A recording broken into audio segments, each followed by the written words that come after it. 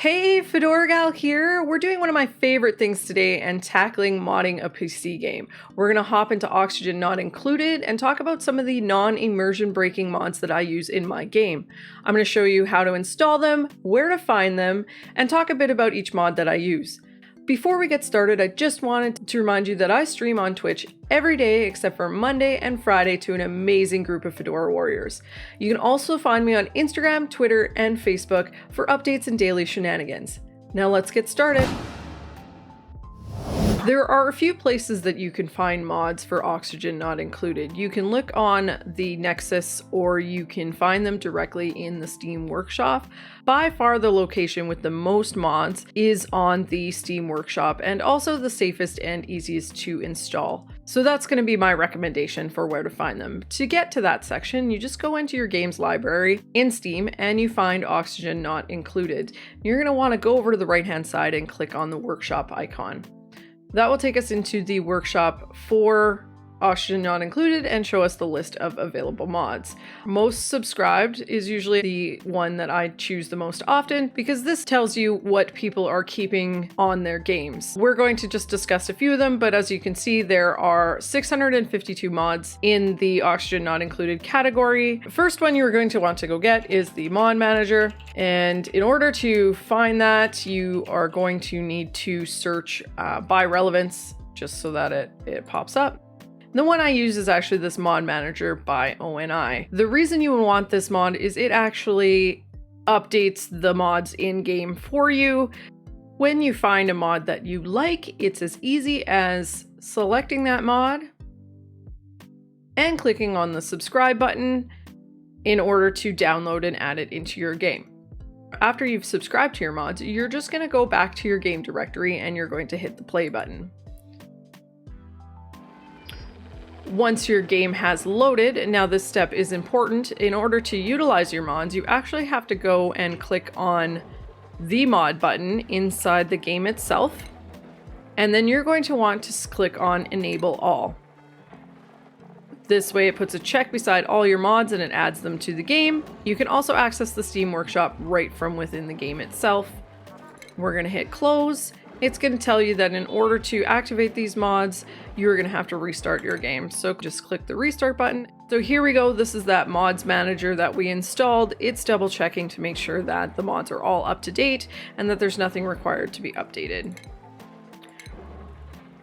When your mods are installed, you're going to see that this screen has changed. It's now showing that you can open the Steam page, you can unsub from the mod right within it, you can open the game folder if you need to update any config files. For the sake of this video, I have no mods that require us to edit config files. It's just notifying me that there is a difference in the save file from the mods that I currently have active. So here we go, we have my nice colony, all done, all made up, process in the works. And the first mod I'm going to actually talk about is the Insulated Doors and Tiny Doors mod by Davkas. So one of the main problems in the base game is that the doors let heat through depending on what materials you build them with. So for instance, if I built a manual airlock over here and I build it out of copper, so if I switch to a heat view here as they're building this, you can see already upon building that this regular manual airlock immediately goes hot. This is a very hot surface to the right here, and you can see the heat actually traveling through the door. Now, depending on the material in the base game that you make this door out of, you can waylay some of that heat, but you cannot stop it entirely. So instead of that, Davkas has made a mod that has these insulated manual airlocks, or actually all insulated doors. And you can see the difference between the two. This is also a very hot zone and is not letting anything through to the tiles beside it. Very handy mod, not immersion breaking. I always felt that if I can make insulated tiles, why would I not be able to make an insulated door? The other mods that pair very well with the insulated door mod is the Tiny Door mod by Davkas and the Insulated Joint by Davkas. The Tiny Door mod is simply that. It creates a tiny door that is only 1 tile wide instead of the typical 2, so that you can attach them to your ladders or wherever you would need a single space entryway. They do come in regular tiny door version or in the insulated door package as well. The next mod I have installed is the Pliers mod. We're going to take a look at a wire system here and say that I wanted to break apart a wire without actually having to deconstruct it. So all you do is you just click and drag like I did there, and it will now separate all out the wires. This is a bonus from the original version, because in the original game you would actually have to click on each of these tiles directly, deconstruct it, and then reconstruct the connections as you see fit. This just allows a quicker way to do that. This also works, as you can see, for gas pipes, conveyor rails, automation, and liquid pipes. The next 2 mods that we're going to look at are Drains and Expanded Lights by Skyrunner. Expanded Lights just gives you a couple more lighting options for end game, and to expand on the 2 basic lights that you are provided with the original games. Gives you a floodlight that has a light range of 16 tiles and a 200 lux, as opposed to 8 tiles and 1800 lux on the base light. However, it does kick out quite a bit of heat, so keep that in mind for your lighting endeavors. For endgame, once you have access to plastic, we have these tile lights, which have the same operating range and temperature as the base light. However, they do use less power. So if you would like, you can consider these the LED lights of the game. The next one in Skyrunner's list of mods that I have is the Drain. I have actually yet to put this into this existing game, but what this mod does is it simply adds a spot for any messes or spills to get sucked into this drain tile and then pumped out into your existing piping.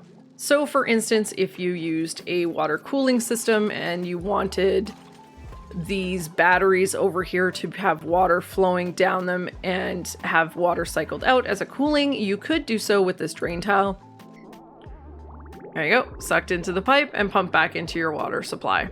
So just a nice simple mod. The next must-have mod, in my opinion, is Sweep by Type by Steven.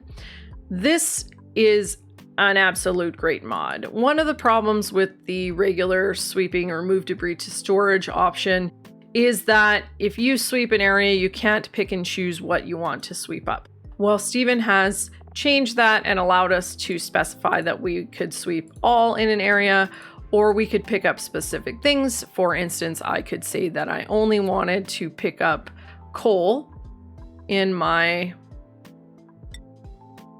hatchling farm here. So I hit the sweep and it's only going to highlight the coal. It will not pick up any other debris in there. For instance, the eggshells or anything like that. It's only going to pick up the coal and move it to storage. Simple, quick, easy mod that just helps you out a little bit. The other mod that I use by Steven is the Airlock door.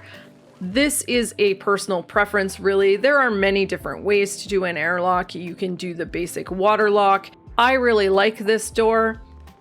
It does require power, however, so you do have to keep that in mind when you have a dupe pass through it. I'm just going to have them build a pipe in here and you can see how they move through it. Basically, the way that it works, it has 2 doors and it has a vacuum section in the middle here, like you would expect in any sort of airlock. The dupes will move into the center. They have to hold their breath while they wait for the existing air to be vacuumed out back the way it came, and then the door opens and they can proceed. It does store up to 5 passes in its power grid, but does have a negative. There are 2 tricks for this puppy. You have to have the wires built in place before you place the door, otherwise they cannot construct it behind the middle section of the door. So just make sure that you run your wiring first and then place the door. The second thing is that if this door runs out of power and there is a duplicate in the center of it, there is no way to get them out. You do have to deconstruct the door in order to free them. So do keep that in mind. The next mod we're going to talk about is Flow Splitters by Cairath. This is fantastic. Honestly, it just adds a Y pipe to both the plumbing and the gas lines. And this, from my opinion, was just an oversight when they made the base game. Y pipes do exist in normal plumbing and normal HVAC systems, so why not have them in game? There's just a couple more mods left to talk about. One is really simple. It is just the no drop mod by Oni. When your duplicants pick something up normally from the bottom, for instance, if I told them to sweep this eggshell and they had to take it up a ladder, as you can see, he's carrying it up a ladder. If by chance they couldn't make it all the way to their drop-off point, or they had to stop for oxygen like Liera did here, you can see here. Normally, if she was carrying something like she is at the moment, and she had to stop for oxygen on a ladder, she would drop that item that she was carrying. So this can happen, you know, 30, 40 tiles up a ladder, and now that dupe has dropped their item all the way to the bottom of the ladder, and they will forget basically what they were doing and move on to the next errand. What this mod does is basically says they're not allowed to drop an item on the ladder. So if they have to pause for something like oxygen, or they fall asleep on the ladder, they're still going to be carrying that item until they get off the ladder. And the last mod, again, just a simple trick, is to build ladders over plants. In the non-modded game, if I were to try and build a ladder over top of a plant, it wouldn't let me. It would basically block that until I came and uprooted that plant and made a space. This simple mod just allows me to build a ladder and it automatically uproots the plant in place. Just makes building, planning, and whatnot a little bit easier, and you're not having to worry about plants being in your way. Thank you so much for checking out this video today.